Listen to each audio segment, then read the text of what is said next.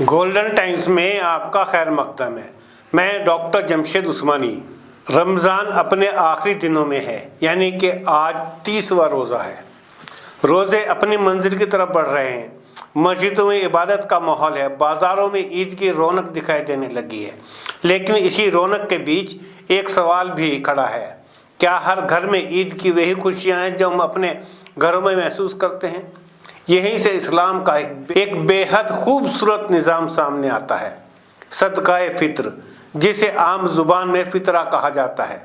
فطرہ وہ عبادت ہے جو عید کی نماز سے پہلے ادا کی جاتی ہے۔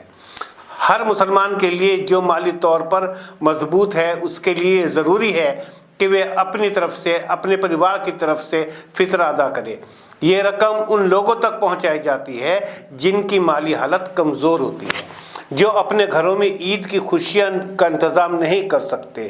ذرا ٹھہر کر سوچئے، عید کا دن ہے، نئے کپڑے، مٹھائی، سوئیاں، گھر میں خوشیوں کا ماحول، بچے مسکرا رہے ہیں، گھروں میں مہمان آ رہے ہیں۔ لیکن اسی سماج میں کچھ گھر ایسے بھی ہوتے ہیں جہاں عید کا دن بھی عام دنوں کی طرح گزر جاتا ہے، کیونکہ وہاں خوشی منانے کے لیے پیسہ نہیں ہوتا ہے۔ اسلام نے اس دوری کو محسوس کیا اور اسے ختم کرنے کا راستہ بھی بتایا۔ وہ راستہ ہے فطرہ۔ فطرہ دراصل صرف ایک رقم نہیں ہے، یہ ایک احساس ہے۔ یہ احساس کہ سماج میں کوئی بھی انسان اکیلا نہیں ہے۔ یہ احساس کہ خوشیوں کے موقع پر غریب اور امیر کے بیچ کی دوریاں کم ہونی جانی چاہیے۔ اسلام کا یہ نظام ہمیں بتاتا ہے کہ عبادت صرف مسجدوں تک سیمت نہیں ہے۔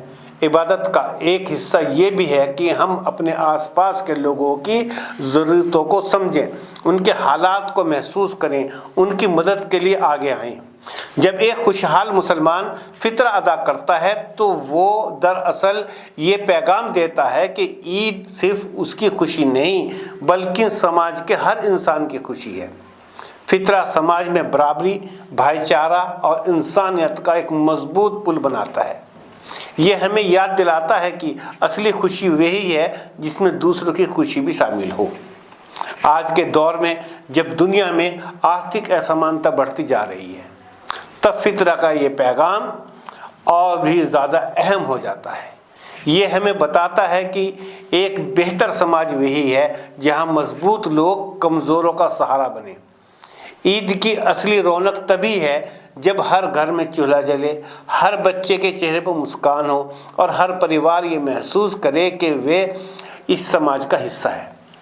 اور شاید اسی لیے اسلام نے عید کی نماز سے پہلے فطرہ ادا کرنے کا حکم دیا، تاکہ جب لوگ عید کی طرف جائیں تو ان کے دل میں یہ سکون ہو کہ ان کی خوشی میں سماج کا کوئی غریب انسان پیچھے نہیں رہ گیا۔